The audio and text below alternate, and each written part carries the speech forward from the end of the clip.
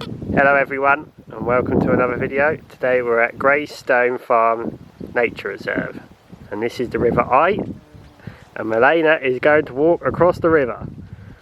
Let's just hope she don't fall in, because if I do it I probably would fall in because it's happened before. Yeah, and she's made it. Now your turn. Yeah, it's my turn now. But without camera, please. Yeah, I won't do it on film, I'll just do a little video. Oh, she's coming back again.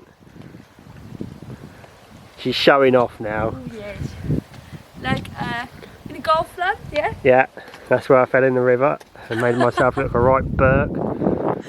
So yeah, this is Nature Reserve in Bourton On The Water, outside the village centre. We've walked up here, it's about a 9-minute walk from the centre of the village, and yes, it's a very pretty quiet nature reserve, windy, so if anyone can't hear me I'm sorry, but I suppose it's just better than looking at the view than my voice. So yeah, this is the countryside. I haven't really seen any animals yet, but Cows. just cows, yes.